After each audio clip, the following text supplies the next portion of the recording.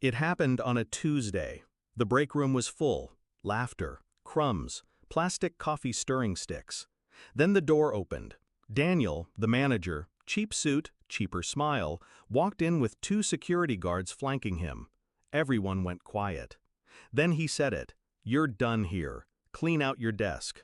No explanation, no warning, just a smirk and a condescending pat on the shoulder, like I was a dog being put down. Someone gasped. Someone else whispered, "What happened?" I didn't answer. I looked Daniel in the eye, saw the flicker of satisfaction when I didn't protest. I picked up my box, walked out. Not a word. Because some storms don't start with thunder. Some start with silence. I had been with that company for 11 years. First in, last out. I trained half the people in that room. And for what? To be thrown out like garbage. No meeting, no reason. But I knew. I'd been watching the way Daniel looked at me for months, like I was a threat he couldn't explain. He didn't like that I knew how the place really worked, where the cracks were, who covered them. He didn't like that I had influence. He wanted control. And to get that, he needed to cut the roots. So he did. Publicly, cruelly, and stupidly. Because what he didn't know, what none of them knew, was that 3 weeks ago, I'd started a conversation, a quiet one, with someone who owned more than just a few shares, with someone who wanted to sell. I didn't plan it out of revenge, at least not at first. It started with a chance meeting at a networking event, a drink, a handshake, a question. Have you ever thought about acquiring smaller operations?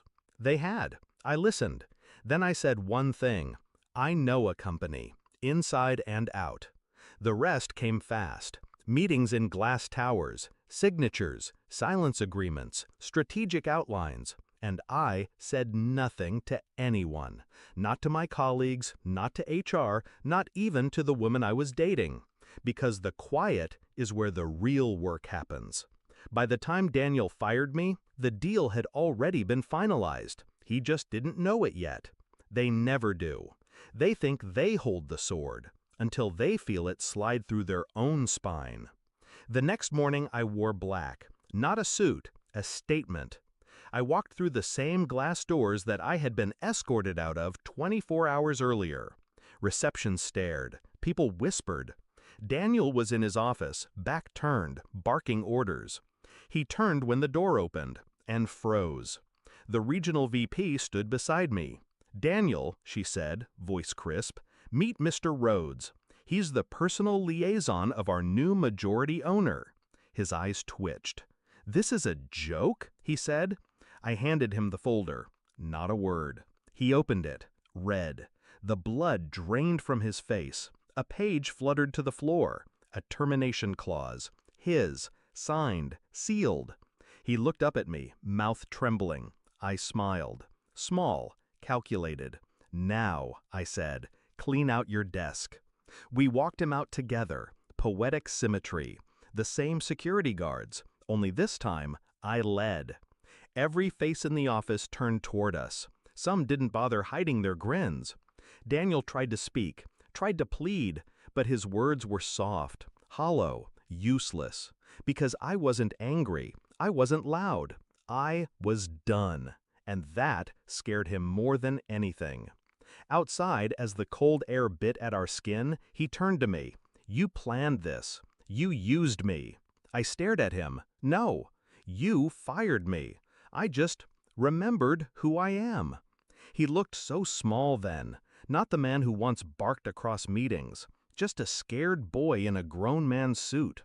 I watched him walk to his car, slamming the door harder than necessary. It didn't matter. The building no longer belonged to him. They offered me the position 2 weeks later. CEO, corner office, black cards, stock options. I declined. Told them I preferred the shadows.